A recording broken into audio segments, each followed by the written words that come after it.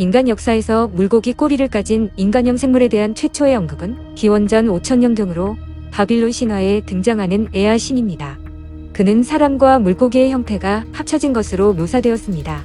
에아는 나중에 그리스인들에게 오안네스로 알려졌고 일부 생족 부족들에게는 다곤으로 알려졌습니다.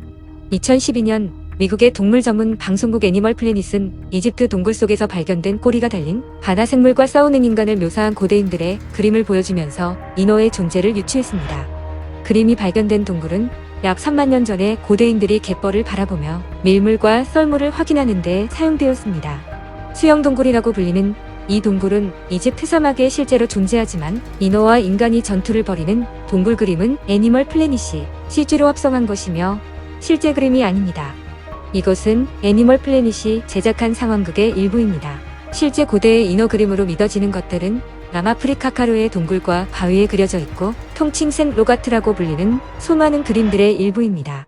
호모사피엔스가 육지에서 네안데르탈인 등의 다른 인간 종들을 도태시킨 것처럼 바다에서는 역시 많은 인간인 인어를 생존 경쟁에서 제거해야 할 대상으로 여겨 멸종으로 몰고 갔을까요?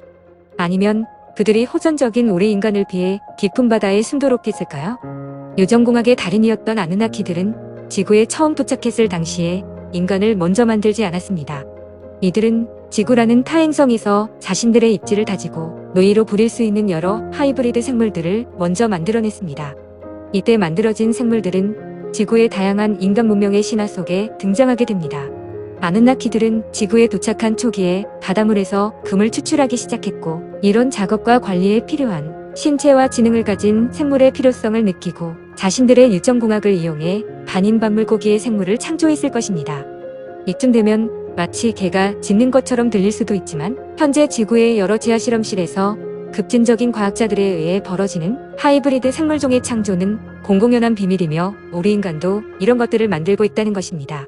잘 알다시피 일본은 이런 하이브리드 생물 창조면에서 정부 차원과 사회인식 차원에서 아주 유연한 관점을 가지고 있습니다.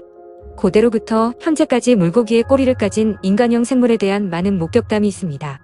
선원, 해군, 어부, 잠수부, 물놀이하던 사람들, 해양과학자 등등 목격자들의 직업은 어부에만 국한되지 않고 다양합니다. 인류는 오랜 기간 동안 이들 수중 거주자들과 지구 행성을 공유하고 있지만 과학계는 이러한 상황을 부인합니다. 인간은 지구 행성에서 생물학적 발전의 금자탑이자 진화의 정점이며 바닷속에 거주하는 지성적인 생물은 문어, 돌고래, 범고래 등 외에는 존재할 수 없다는 것이 우리가 가진 보편적인 관점입니다. 벨리즈는 마야 종족 영토의 일부분이었고 피라미드를 비롯해 많은 유적이 있습니다.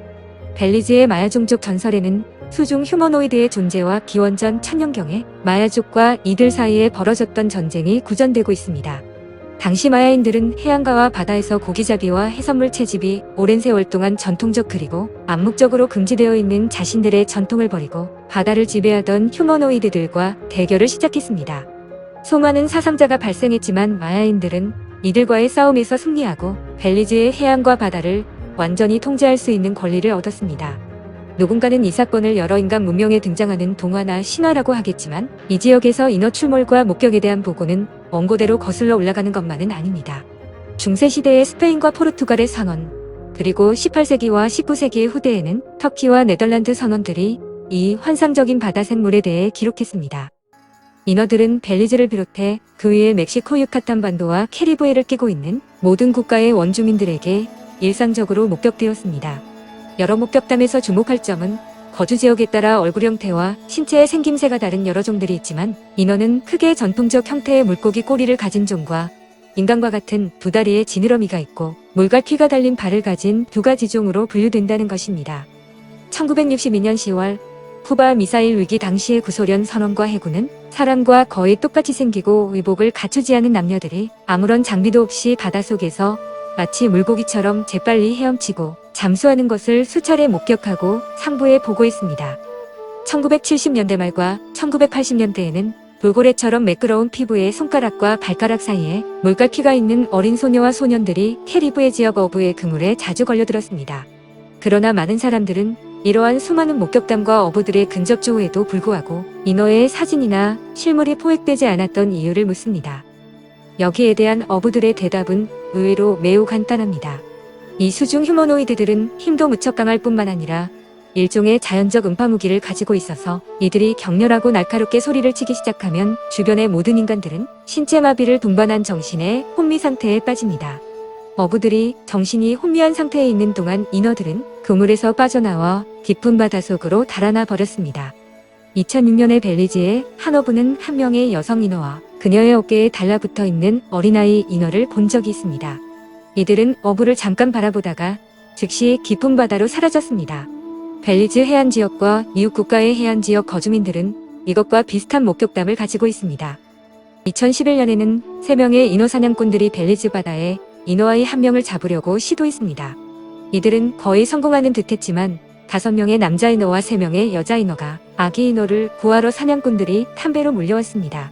인어들은 가공할 충격을 발생시키는 소리를 방출했고 인간들의 정신이 혼미한 틈을 타서 자신들의 아기를 구출했습니다.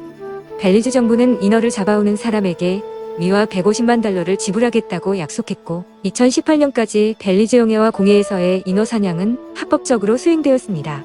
2009년에는 이스라엘 키르야잠 시의회에서 인어의 존재를 증명할 실제 인어를 잡아오거나 사진을 찍어오는 사람에게 100만 달러를 지불하겠다고 공표한 적이 있습니다. 돈에 눈이 먼 벨리즈 어부들과 사냥꾼들이 앞다투어 바다로 나갔지만 돌아온 그들의 그물은 발갈이 뜯긴 채였고 손과 온몸에 상처가 났으며 몇몇 사례에서는 일시적인 경증과 중증의 청력 상실을 동반했습니다. 인어들이 가진 생체 음파 무기는 매우 강력했습니다. 마침내 2018년에 여러 가지 부작용을 우려한 벨리즈 당국은 인어를 포획한다는 계획과 현상금을 철회했습니다. 그러나 소수의 열렬한 인어 사냥꾼들은 최소한 선명한 사진이라도 찍으려고 현재까지 계속 시도하는 중입니다. 이스라엘의 경우와 마찬가지로 벨리즈 정부는 실제 인어의 포획을 통해 관광객들을 끌어들이자는 취지였습니다. 평소 이런 것들을 믿지 않는 해양과학자들 또한 인어들로부터 자유롭지 않으며 많은 과학자들이 수중 휴머노이드를 목격했지만 그것을 발설하는 순간부터 과학자의 명성에는 치명적이기 때문에 아닥 상태를 유지합니다. 유튜브에 돌아다니는 해양과학자들이 찍었다는 인어 영상은 영화 기법으로 촬영한 상황극일 뿐입니다. 다음은 진짜 인어가 촬영되었다고 주장하는 영상입니다. 보면서 스스로 판단을 해보십시오. 우리는 지금까지 인류가 탐험한 바다가 고작 5% 미만이라는 사실을 알고 있습니다. 인류는 바다와 그곳에 살고 있는 생명체들에 대해서는 일부분밖에는 알지 못하며 바다 영역의 95%는 아직도 절대적인 미지의 세계입니다. UFO와 마찬가지로 인어와 관련된 전설이나 목격담은 고대로부터 현재까지 현재 진행형입니다. 지구상 모든 문명권과 나라에서 이런 것들이 관찰되고 기록되고 있습니다. 약 3만 년 전 후기 구석기 시대 바위에 인어로 보이는 생물들이 처음 등장하는 것으로 미루어 이때부터 현생 인류가 육지의 여러 곳으로 퍼져나가면서 바다를 항해하기 시작한 것으로 추정됩니다. 인류의 지구상 활동 반경이 넓어지면서 당시까지 존재하고 있던 아누나키가 창조한 다양한 반인반수의 키메라 생물들을 접하게 되었고 그 후 인류의 후손들은 이런 생물들을 신화와 전설로 기록하게 되었습니다. 인어를 포함 켄타우로스, 사티로스, 미노타우로스, 기타 여러 괴물들이 오늘날까지 우리에게 알려져 있습니다. 반인반수의 신과 괴물들의 메카인 그리스의 신화에 등장하고 유럽 인어의 기원이 된 사이렌은 원래 새의 하체와 날개를 가진 여성으로 형용할 수 없을 정도로 아름다운 목소리로 노래해서 사람들을 죽음으로 유인했다고 알려졌습니다.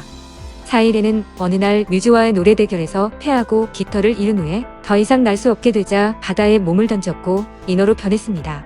이로써 그리스 문화의 영향을 받은 로마인들은 사이렌을 물고기 꼬리를 가진 여성으로 로마 신화에 채택했습니다. 후대의 사이렌에 관한 그리스 및 로마 신화는 다른 인류 문화권의 지역 신화, 전설 및 믿음과 혼합되었습니다. 오늘날 많은 언어군에서 사이렌이라는 단어는 인어와 동의어입니다. 스페인어, 프랑스어, 이탈리아어, 폴란드어, 루마니아어, 포르투갈어 및 필리핀어에서 인어에 대한 단어는 거의 같습니다. 완전한 별개의 인어 전설은 테살로니케입니다. 그녀는 알렉산더 대왕의 누이였으며 알렉산더가 불멸의 샘에서 가져온 물 한 병으로 그녀의 머리를 씻었을 때부터 불멸의 존재가 되었습니다.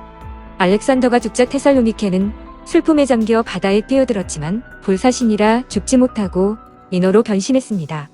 인어가 된 테살로니케는 수세기 동안 에게일을 배회했으며 배를 타고 지나가는 선원들에게 알렉산더가 아직 살아있는지 물었습니다.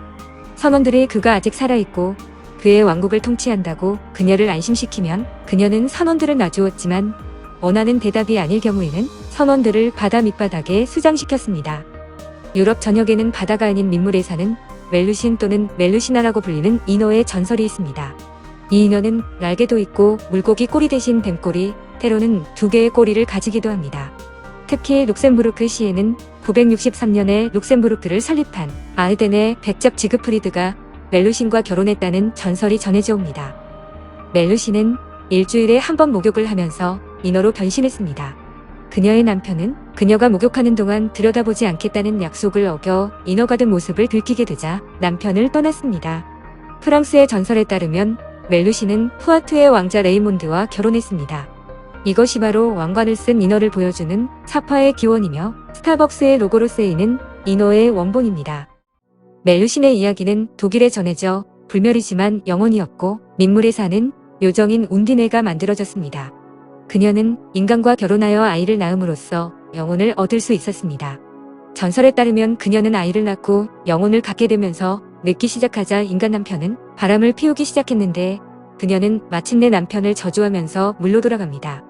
멜루신은 독일에서 운디네의 전설에 영감을 주었지만 운디네는 덴마크의 한스 안데르센이 1837년에 출판한 인어공주가 만들어지는데 영감을 주었습니다. 디즈니 버전에서 그녀는 왕자와 결혼하여 오래오래 행복하게 살았습니다.